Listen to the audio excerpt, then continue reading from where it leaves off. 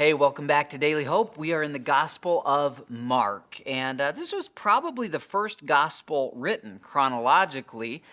We believe this because every verse in Mark is quoted or copied in the other Gospels, except for about 31 of them. And that does not bring any doubt on the other Gospels. They're all accounted for, Matthew being exactly who he was. We know about Luke from the book of Acts. We know about John, the dear disciple who was there with Jesus. What's interesting about Mark's gospel is that Mark's gospel was written specifically to the church in Rome.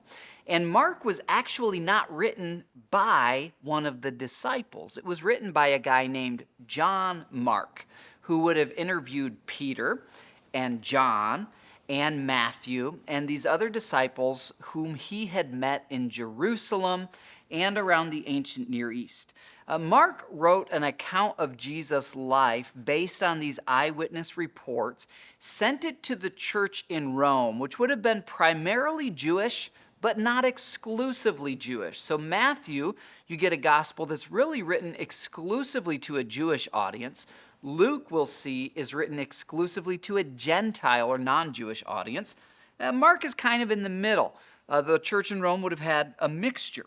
But what's beautiful in God's plan is that Rome had the ancient Roman road system and a culture that could spread this message. And this gospel, if you were to trace the spread of Christianity, this gospel was a key gospel in spreading the message of Jesus in those first 100 years under Roman rule.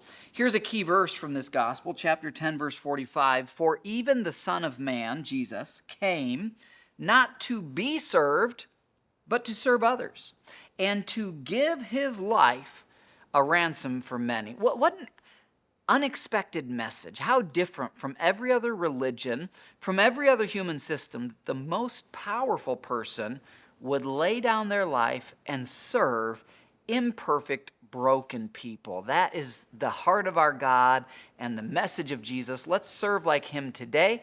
I will see you tomorrow for more Daily Hope.